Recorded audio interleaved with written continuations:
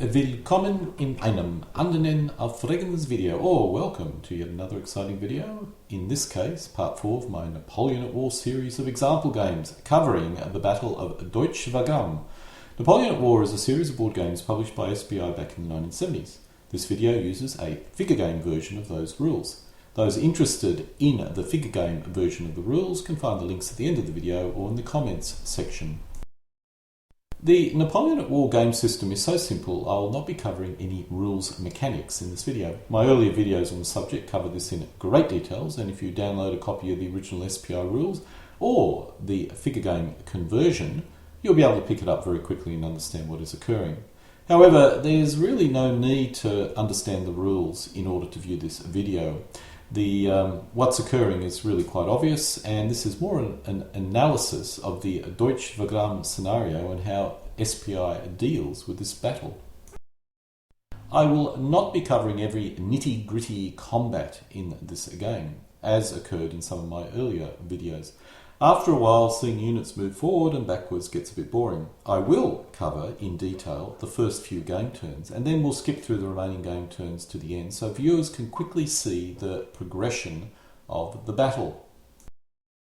After playing with this set of rules, which also includes the original board game, I have determined the most important aspect is the scenario rather than the game system. Because the game system is so simple, the focus of each player becomes achieving the victory conditions in the given time frame. Each player will be under severe time pressure, not in terms of clock, but in terms of the number of game turns and how much you can do each game turn.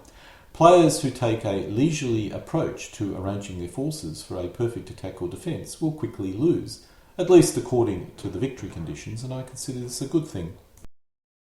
When dealing with simple game systems, the victory conditions are critical. If given an unlimited number of game turns, the games will quickly become boring.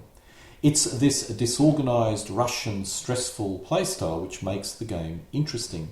This did make me think about what makes a set of rules or game systems good or bad in terms of gameplay.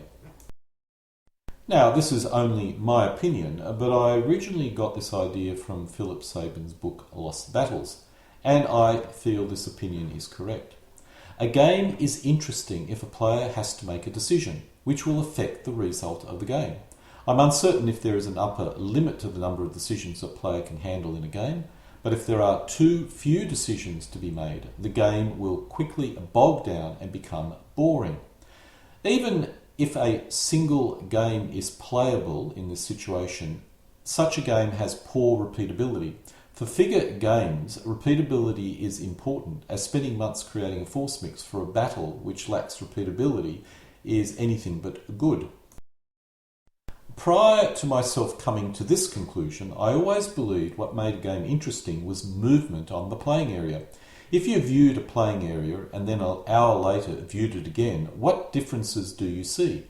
If nothing has seemed to move, you are probably dealing with a boring game system, and if a lot has changed, it could be an interesting game system. Now, I don't purely believe this anymore. While I have to admit it's true a lot of movement does make for an interesting game, it's not the movement itself which makes it interesting. It's the decisions players need to make when moving. Any movement represents a decision point.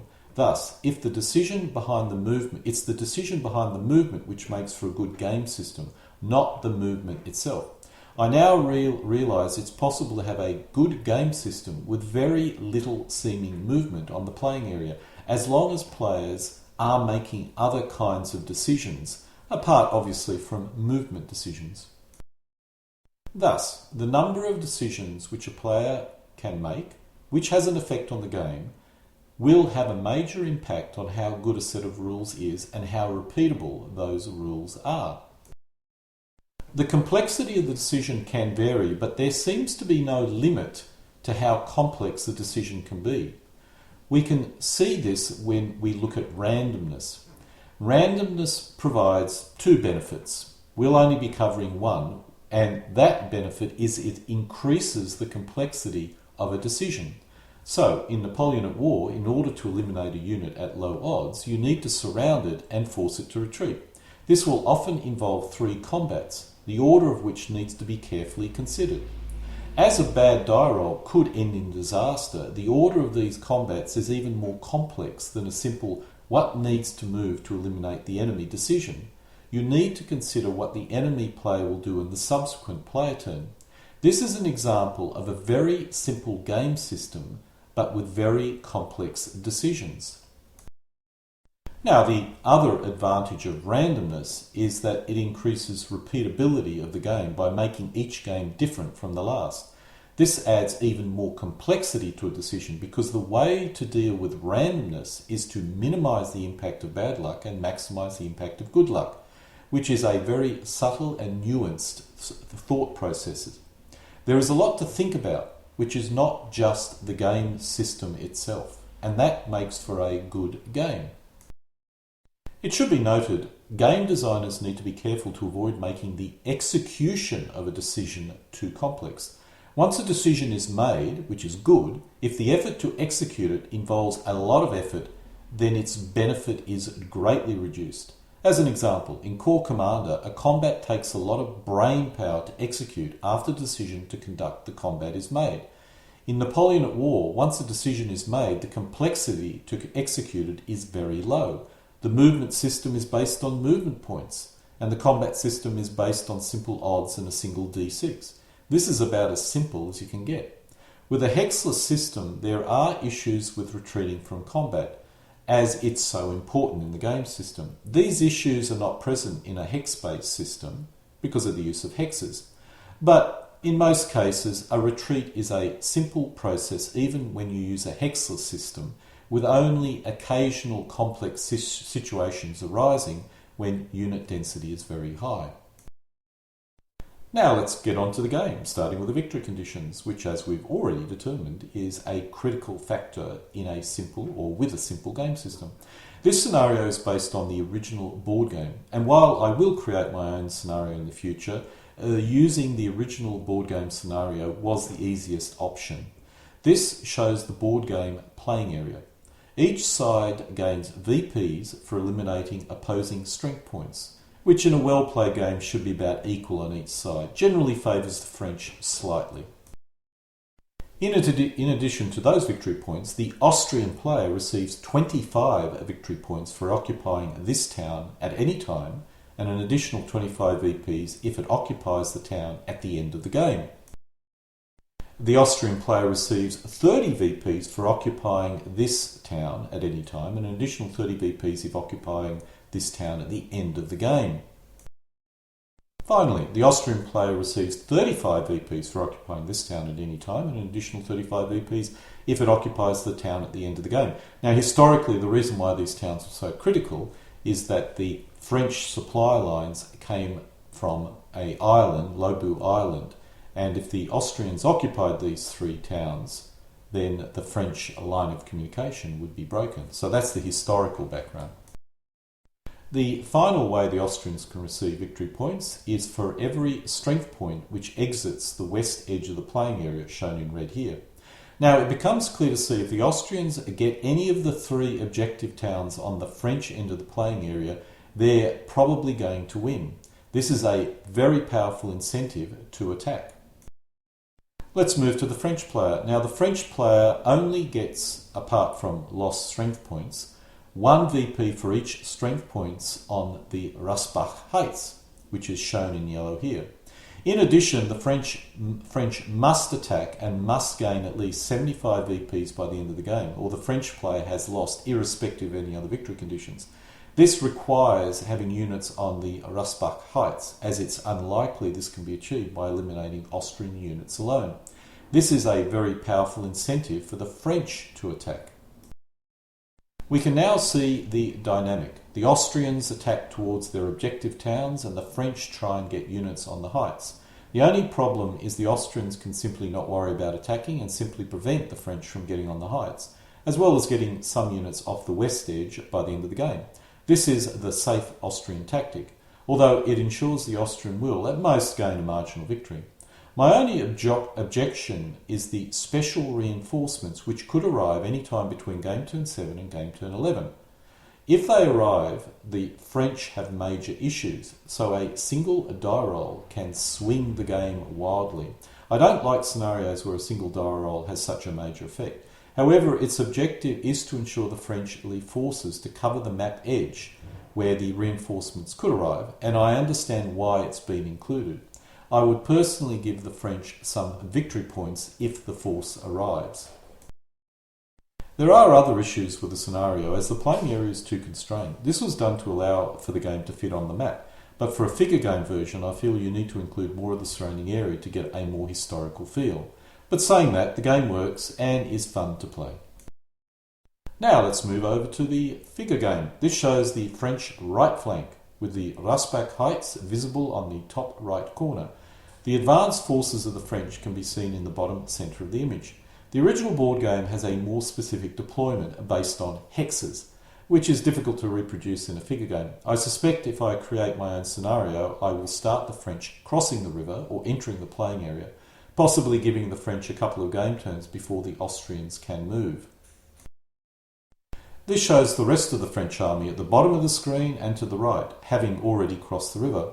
In terms of decisions, the French have to decide where the main thrust will be, and this is dependent on the Austrian deployment, which is actually restricted according to the scenario. So generally the French kind of does the same thing all the time, which is attack on the right, and the real decision is just how many forces they swing to the left and centre. I must admit there is another attack possible, and that is in the centre as well. Now, as it's difficult to swing stuff from one flank to the other, once the French have made this decision, it's pretty critical because they need to follow through with this decision.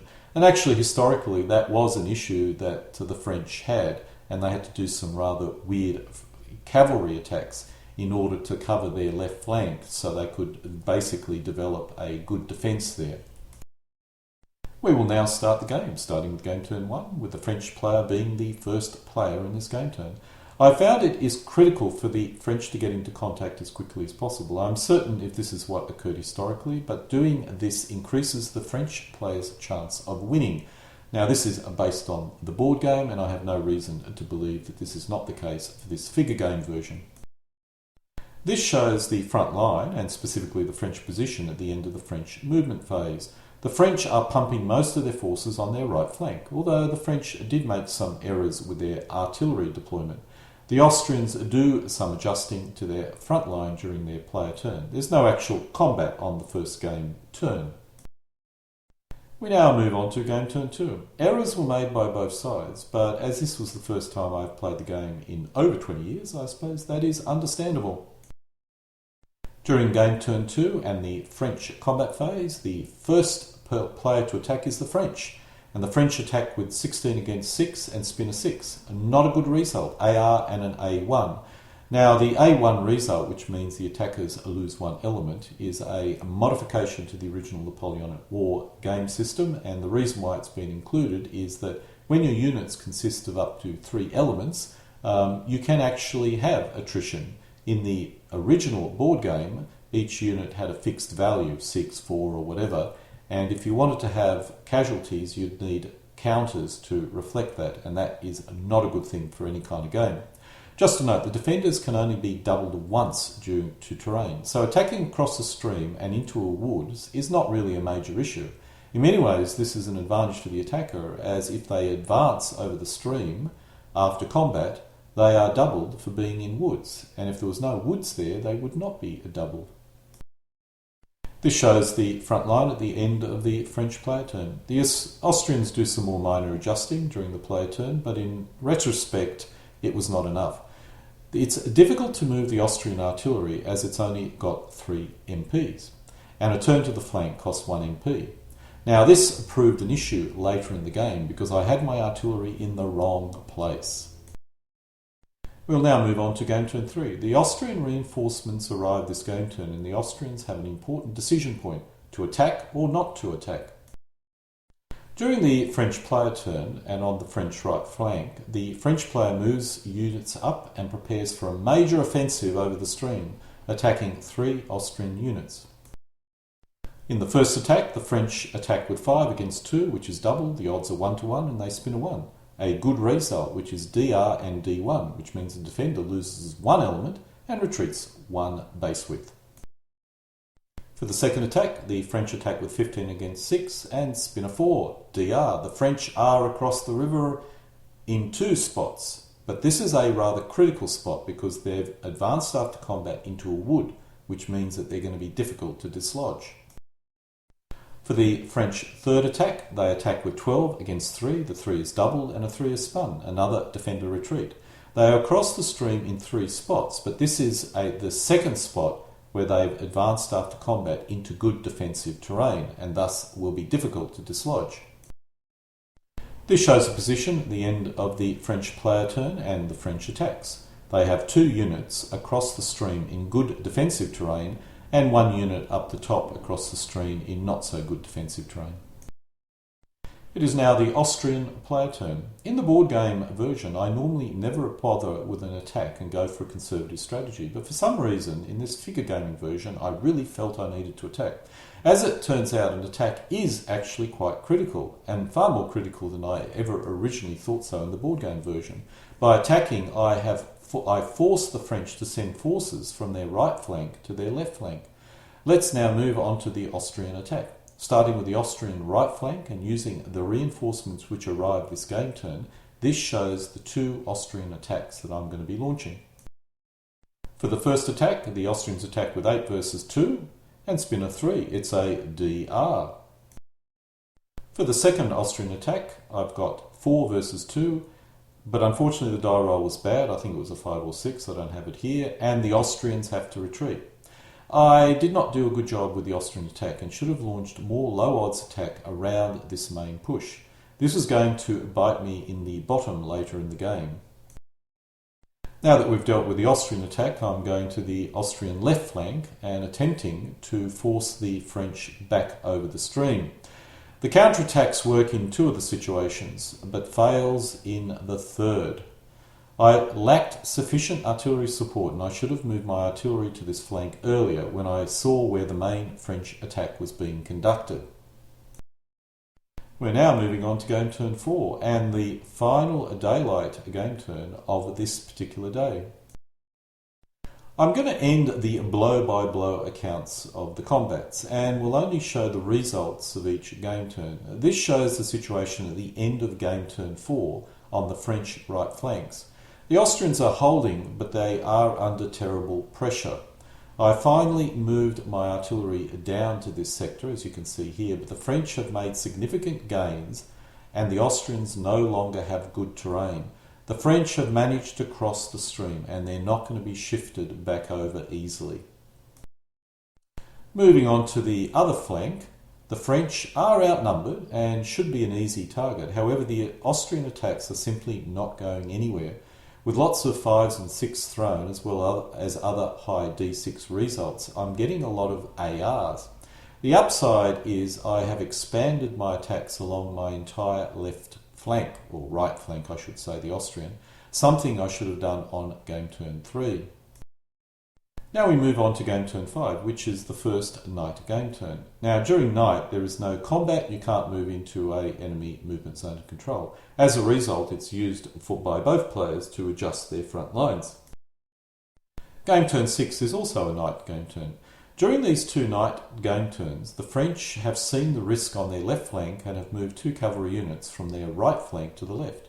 This does mean the French lack any forces to cover against the Austrian special reinforcements, which could arrive on their right edge. But my opponent was probably not thinking about these reinforcements and was focusing on what was happening on the playing area. This is probably the correct strategy. Hope the special reinforcements do not arrive until later in the game and push as hard as possible with everything you've got. If they do arrive early, then you can probably say the French player has lost, or at least the chance of victory has dropped dramatically and their strategy will need to change dramatically accordingly. We now move on to game turn 7, which is a daylight game turn on the second day. The special Austrian reinforcements could arrive any time starting with game turn 7 going up to game turn 11.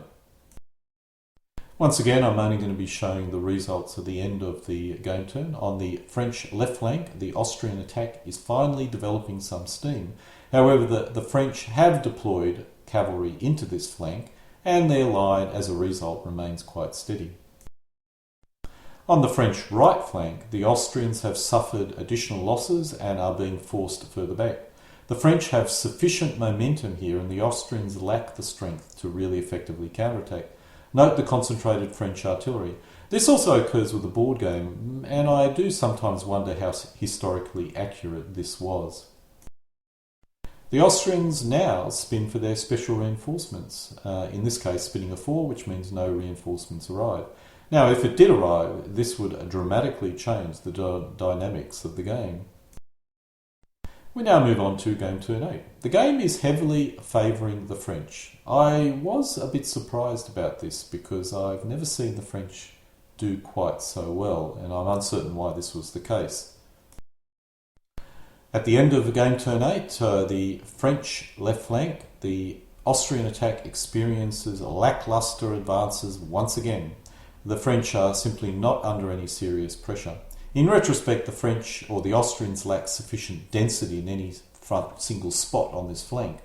I'm launching on an excessively broad front line, but all my attacks are comparatively weak. This is not a good way to attack using this particular game system. Once we swing over to the French right flank, the Austrians have suffered more losses and being pushed back to the heights, which you can just see at the top of the screen to the left. As you can see, the French are rolling forward very well. The Austrian special reinforcements failed to arrive for a second time, which is generally expected. It's only a 1 in 6 chance of it arriving in any particular game turn. Let's now look at losses. The Austrians have lost 10 elements against the French losses of 1 element. A lot of these losses were due to A1 and D1 results rather than surrounds, with only 2 Austrian cavalry units being eliminated using surrounding.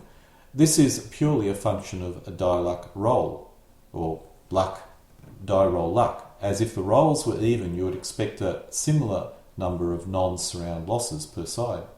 The Austrians are nowhere near demoralisation levels, but the French have gained 10 VPs against the Austrian 1 VP, and are clearly winning at this point. We'll now move on to a game turn 9. Now this shows the position on the French right flank at the start of game turn 9. There are French units on the heights in the centre, as you can see. You will notice the French density. This is the correct way to attack.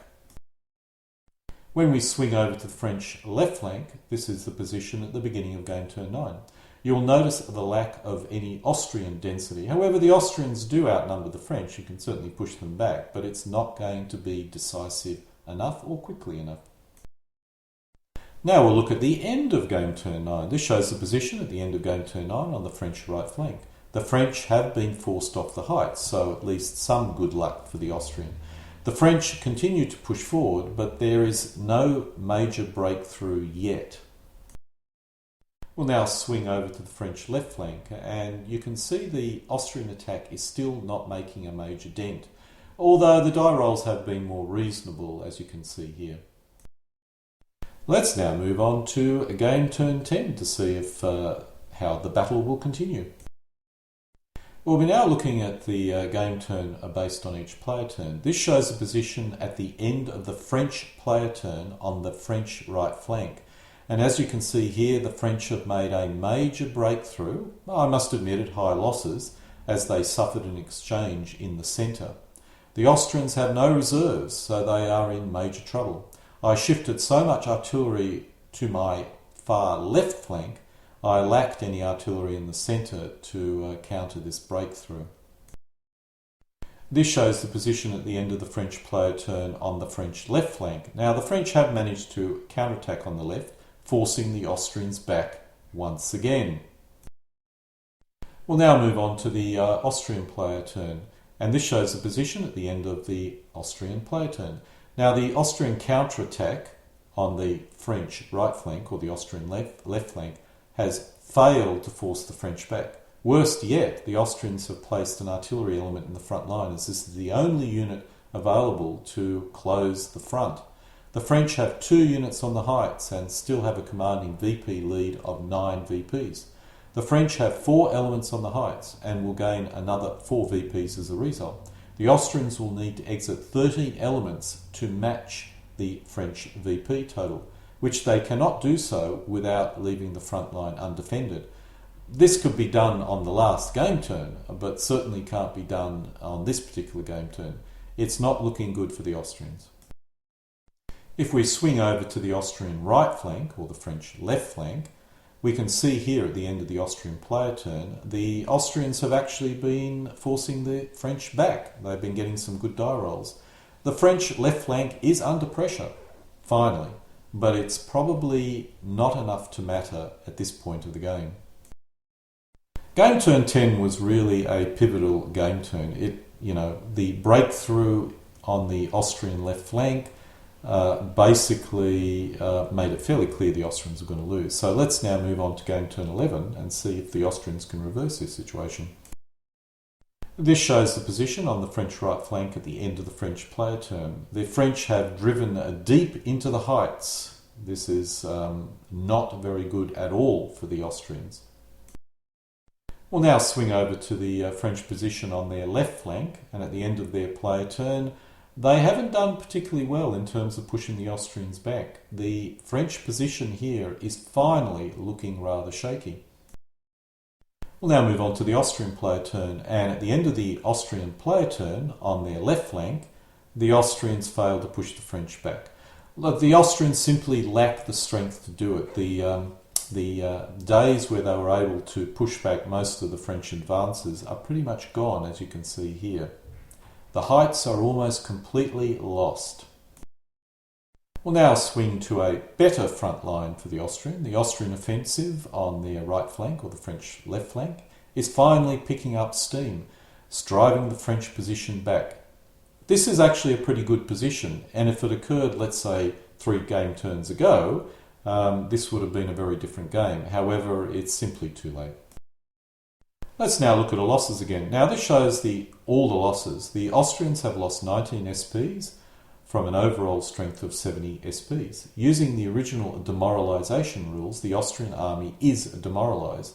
Using the standard 2/3 value for demoralisation, they are 1 SP away from demoralisation. And I generally prefer the 2/3 value for most of the games. The French have a plus 10 VP advantage based on losses, and even if the French do not get any more SPs or get any SPs onto the heights, they've clearly won. The game ended at this point, as it's unlikely the Austrians would not suffer at least 1 more SP loss in the following game turn, much less the following 3 game turns. And once demoralised, that's pretty much it for the Austrians. I wish to raise a few points about this specific game. I'm using movement trays which have a frontage of 5 centimetres. While I still use a base width of 4 centimetres in this game, the additional 1 centimetre did have an effect on the game. The playing area should be actually 25% larger than what you see here. However, I suspect the impact was reasonably low, but something to take note. In a standard game without movement trays, you don't get such a crowding effect. The second point I wish to raise is, in order to reduce the number of artillery elements and also match up the board game a little bit closer, each artillery element represents 2 strength points, which allows each player to achieve an impressive artillery density. Now, in the original board game, a player could attack with 2 8 strength point infantry units supported by 2 9 strength points artillery units. That's a viable attack, and that would occur quite often. In this figure game version, I could have 3 element units, let's say 2, supported by 2 element artillery units, let's say 2, or 3 strength points infantry supported by 4 strength points artillery. So I get more artillery than infantry, which is, reasonably close to the original board game, although maybe a little bit more than the original board game. Now, this does represent a slight increased density, but it's not over the top. And actually, if I went for the standard scaling which I use, which is basically 2 artillery strength points equal 1 artillery element, I end up with the opposite problem where the artillery density is too low.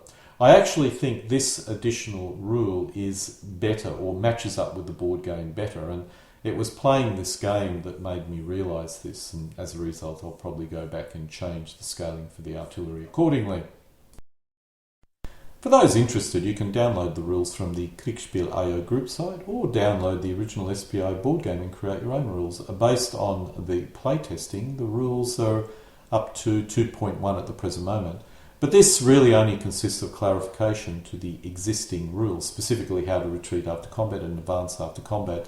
It's basically identical to the version 1 rules, which I created from the original SPI board game.